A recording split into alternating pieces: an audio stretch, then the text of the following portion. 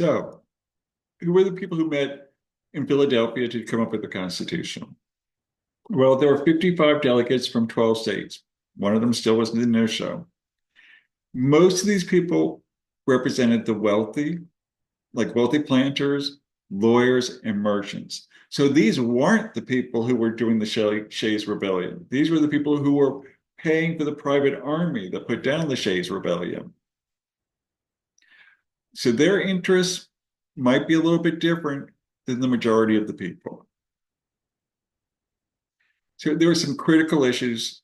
One was the equality issues, all sorts of equality between, the power between the people, the government, power between different states. There were a lot of economic issues, and there were a lot of individual right issues that were brought up, mainly to appease the people who weren't there, who had believed in the ideals of the American Revolution and wanted to even take it a step further. Okay, so the equality issues.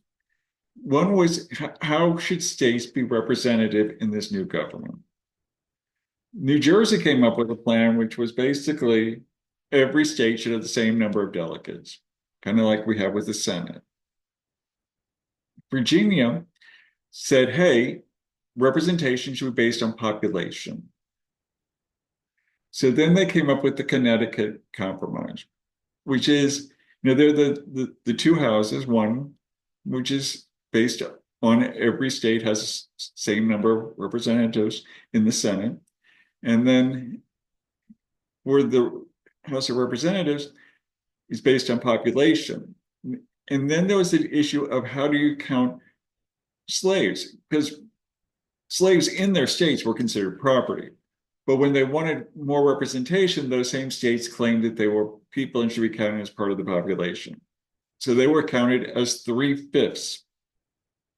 For every five, they get three counted in their population. Horrible, horrible, horrible. There was the question of slavery. Should they outlaw it? They had these ideals from the revolution, which said all men are created equal.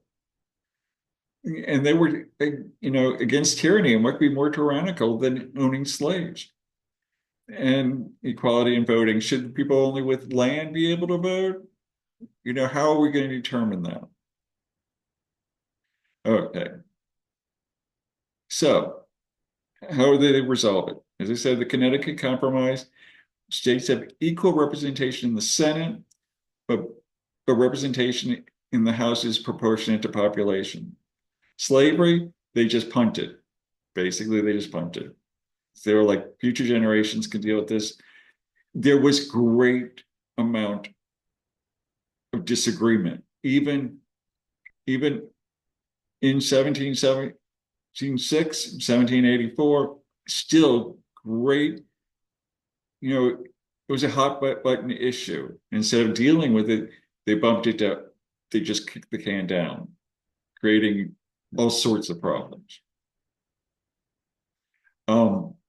Slavery, how could slaves be counted? And the voting. They sort of kicked this down, they kicked this can down and said, hey, each state can decide how the people who can vote.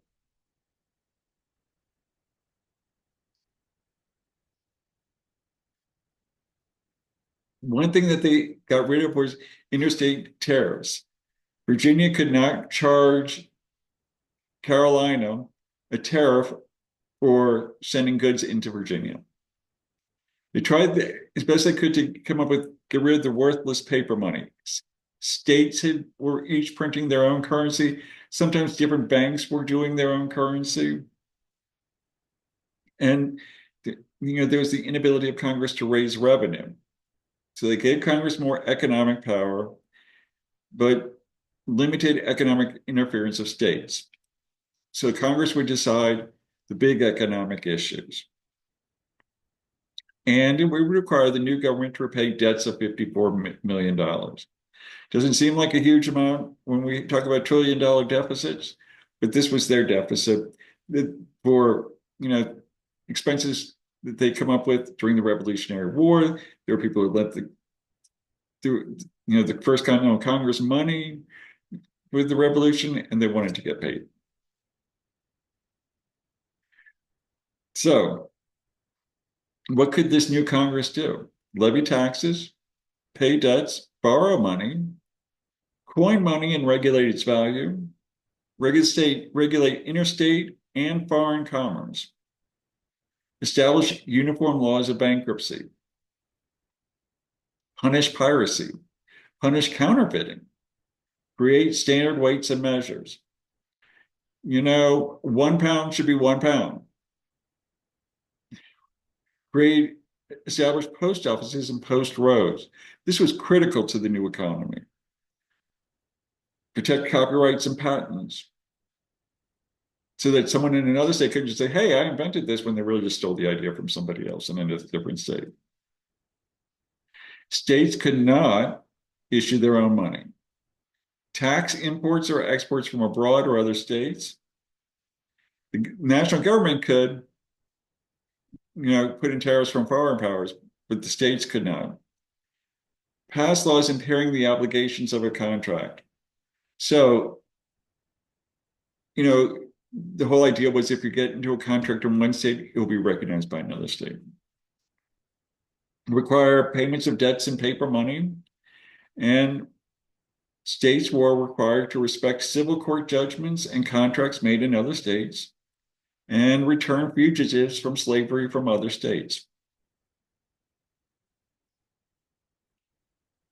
The new government assumed the national debt contracted under the Articles of Confederation, and a Republican form of government was guaranteed. Yay. The individual rights issue. Okay. There were still some people were fearful of the government. And it's important to understand that a lot of these original protections simply forbade the federal government from doing these things. Sometimes states still, played by their own rules. So there was no suspension of writ habeas corpus. That basically translates to no unlawful arrest or holding people indefinitely. Bills of attainder were prohibited. Bills of attainder were when a whole group could be found guilty without a trial. Ex post facto laws were prohibited. Ex post facto is like somebody does something and then you pass a law prohibiting it and then punish the person. Can't do those. Religious qualifications for office prohibited. Now, this applied to federal offices, not for state offices, just for federal offices in the beginning. Strict rules were constituted by treason and a right to trial by jury. The Madison was a huge, huge part of the writing of the US Constitution. It's like Jefferson did the Declaration of Independence, Madison, the Constitution. He's the father of the Constitution. So he didn't want the tyranny of the majority. He wanted a constitutional republic, end of the beginning. So they've moved on from the first revolutionary government to the Madisonian system. And here are some of the elements. Oh, and here's James Madison. Okay, so there were limits to the majority control. Separating the powers. What this meant was that the powers were separated into different branches of the government. They were very afraid of tyranny, and they didn't want another king. So there would be, there would be a president, but a lot of power would also go to the legislature, some to the Senate, some to the House of Representatives, split, and the judiciary, split again. So there could be no tyranny. This was to protect them. And that each branch of the government would have its own checks and balances. And it established a federal system. By that, it means that there was a national government that handled some issues and state governments that dealt with the other issues. So voters, they picked the electoral college and the state legislature.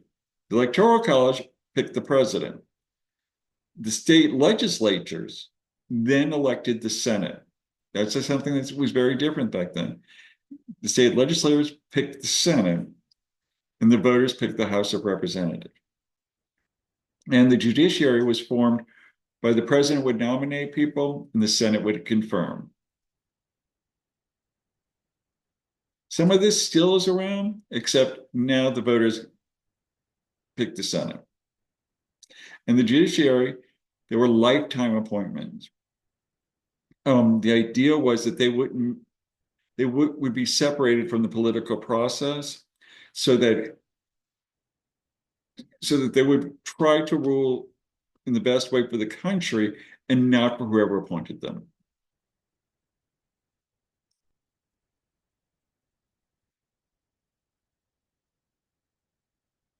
Okay, direct democracy, not feasible. So they have representative democracy. We pick the people who make the government. We don't pass the laws ourselves. Separating the powers and using checks and balances, this was deliberately way to make change slow, so people would have more time to think about it and evaluate it. Does this make policy making inefficient today? 10 states voted in favor of the Constitution, and then they just stopped the voting. They had to know. They didn't try to get the others to vote yes. They had the majority. So you see the separation of powers again. It's in the book. Yay! Let's go to dinner. Okay, so that's end of part 2.